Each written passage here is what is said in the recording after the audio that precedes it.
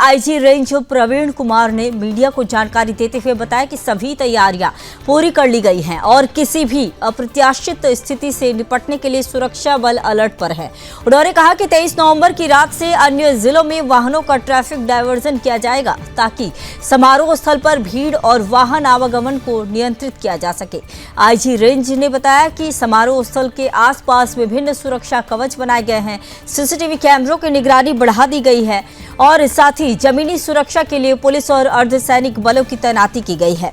इसके अलावा आपको ये भी बता दें कि कार्यक्रम में आने वाले श्रद्धालुओं की पहचान और सुरक्षा जांच के लिए विभिन्न प्रवेश बिंदुओं पर स्कैनिंग और जांच प्रक्रिया को मजबूत किया गया है। उन्होंने बताया कि मंदिर के आसपास और मुख्य मार्गों पर अतिरिक्त बैरियर, सीसीटीवी और निगरानी टीम तैनात की गई है।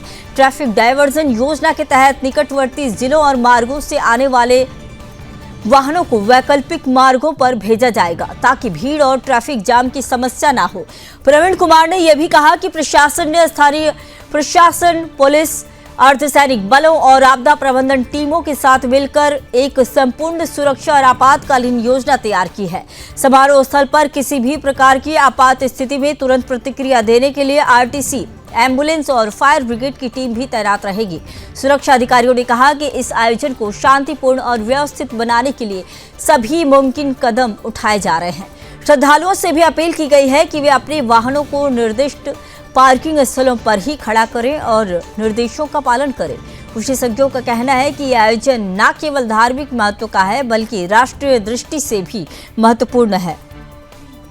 इसलिए सुरक्षा को लेकर प्रशासन पूरी तरह सजग है। आने वाले दिनों में मंदिर और आसपास के क्षेत्रों में सुरक्षा और ट्रैफिक नियंत्रण को लेकर भी कड़े निर्देश लागू किए जा सकते हैं। अयोध्या में 23 नवंबर को होने वाले इस ध्वजारोहण समारोह के लिए सुरक्षा और व्यवस्थाओं को लेकर प्रशासन पूरी तरह तत्पर है। श्रद्धालुओं की सुरक्षा और कार्यक्रम की सफलता को सुनिश्चित करने के लिए हर संभव तैयारी की जा रही है।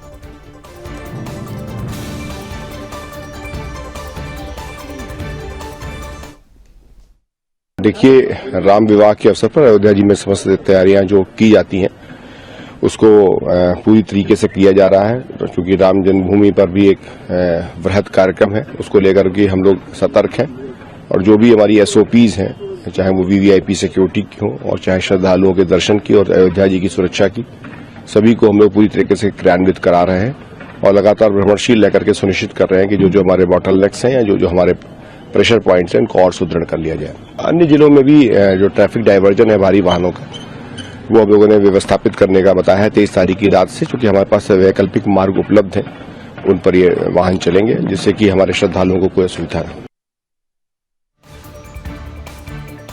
इसी खबर पर और अधिक जानकारी के साथ मेरे सहयोगी धर्मेंद्र जुड़ चुके हैं। धर्मेंद्र, बताएं कि ध्वजारोहण से पहले सुरक्षा को लेकर क्या कुछ इंतजाम किए जा रहे हैं?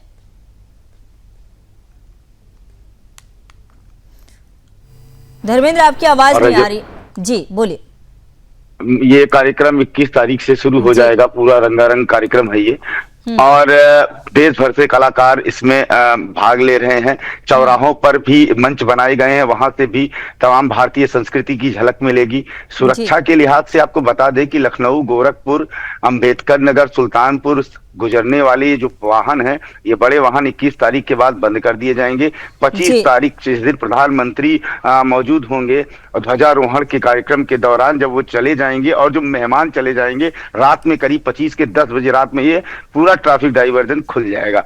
लेकिन ये अनुमान लगाया जा रहा है कि 26 तारीख को चूंकि जिस तरह से प्राण प्रतिष्ठा में भारी भीड़ उमड़ी थी कार्यक्रम के बाद, तो वो भारी भीड़ उमड़ेगी और कई लाखों में लोग आएंगे, लाखों की संख्या में, तो उसको भी नियंत्रण करना बहुत जरूरी है। तो ऐसे में अभी उसका कोई नया इन्होंने डाइवर्जन नहीं बताया है, लेकिन हमें लगता है कि 26 के बाद भी बढ़ेगा ये डाइवर्जन, क्योंकि समस्याएं जरूर होंगी। तो इलाहाबाद, सुल्तानपुर होकर जो गोरखपुर वाहन जाते हैं उनको जाने दिया जाएगा। जो NH-27 है अयोध्या गोरखपुर NH, वो पूरी तरह से बंद रहेगा। बड़ी गाड़ियों को नहीं जाने दिया जाएगा। हालांकि अयोध्या की जो सीमा है वहां पर गहन चेकिंग हो रही है, हर गाड़ी की चेकिंग हो रही है, सबको रोका जा रहा है। जो भी बाहरी वाहन यूपी 42 को अगर अयोध्या की लोकल गाड़ी छोड़ दी जाए तो जो भी संदिग्ध वाहन है सबकी चेकिंग हो रही। अभी से ही रात भर पुलिस गश्त कर रही है और जगह जगह CCTV सीसीटीवी कैमरे लगाए। ऑपरेशन त्रिनेत्र के तहत करीब 15,000 कैमरे पूरे अयोध्या में लगाए गए हैं। दिल्ली ब्लास्ट के बाद इस तरह के आतंकियों का उत्तर प्रदेश में नेटवर्क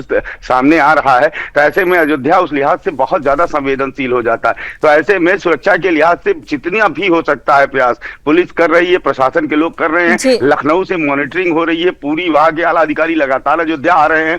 क्या क्या किस किस चरण में कहां कहां सुरक्षा रखी जानी है वो पूरी तैयारी में है। चूंकि वीआईपी 8,000 हैं तो इनके रहने और रुकने की पूरी व्यवस्था यहाँ की गई, टेंट सिटी में की गई है, कार सेवकपुरम में की गई है, राम सेवकपुरम में की गई है। किसी भी प्रकार का, और सबसे बड़ी बात आपको बता दें, इस बार जहां से लोग आएंगे उस हिसाब से उनको वस्त्र भी कहा गया है पहनने को, पीला वस्त्र, भगवा वस्त्र। तो बड़ा रंगीन रहेगा इस बार समा इस पूरे कार्यक्रम का। और प्रधानमंत्री तो हमेशा से ही भगवा उनको बहुत पसंद है, पीला रंग भी बहुत पसंद है।